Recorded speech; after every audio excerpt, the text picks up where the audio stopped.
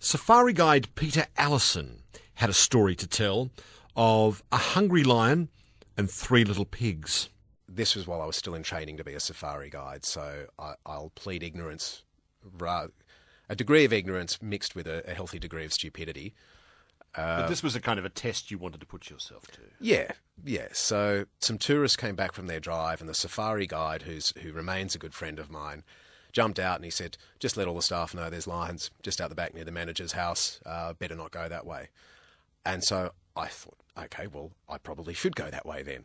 So I quickly told everybody not to go by the manager's house, and then I started walking out in that direction myself. And one thing is that if I had been more experienced, I would have known that the lions wouldn't be lying in the road anymore, which is where they'd been described to me. They were lying flat out in the middle of the road, easy to see, because as it heats up, they of course move into shade. And if I'd been more experienced, I wouldn't have kept walking when the bush got much thicker around me. But I kept going and I kept pushing forward, and I was getting more and more nervous. Just that sweat on a cool day that you get. But it's also that mixture of exhilaration, because I'm from Sydney, and I grew up in Sydney in some of the most sedate suburbs in one of the most sedate cities in the world.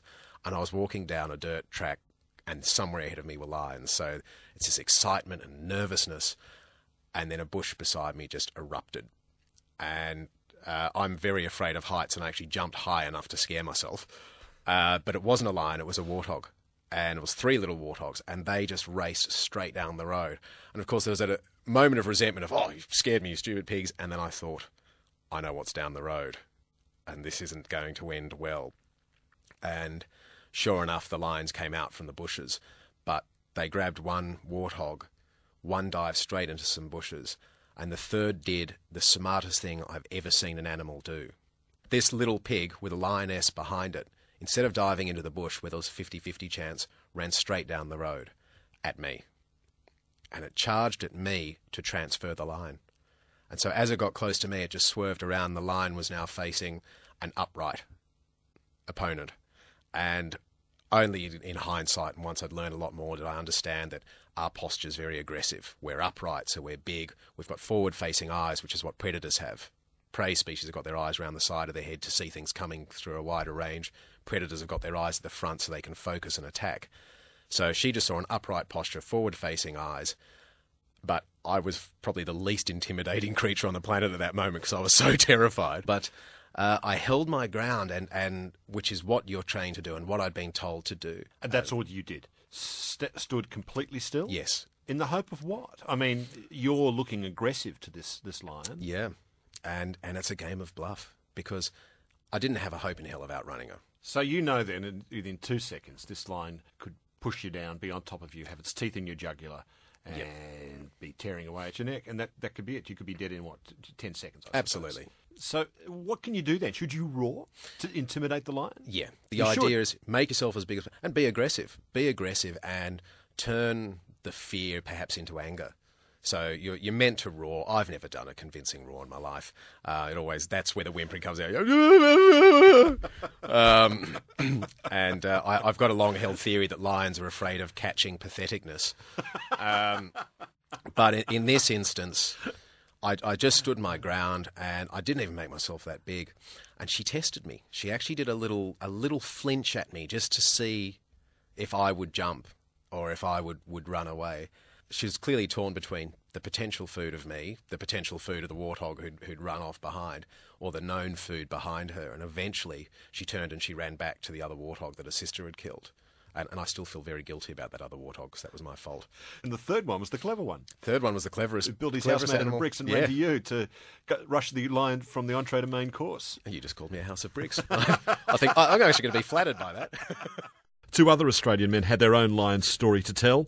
Ace Burke and John Rendell were here to talk about a lion cub called Christian that they bought from Harrods department store in the 1960s. We just arrived in London and we went into Harrods, into their zoo on the 2nd floor, to see 2 lion cubs with a price tag. It was a very odd thought to assimilate. Had you heard that there were lions for sale in Harrods? No, but we knew they did have exotic animals. A friend had ordered a camel once, and she and her artist friend had gone in there, and he'd had a very successful exhibition, and he said, I'll take you to Harrods and buy you whatever you like. And they'd obviously had a very good lunch and ended up in the pet department. And she said, I'd like a camel. And without batting an eyelid, the manager said, will that be one hump or two, madam?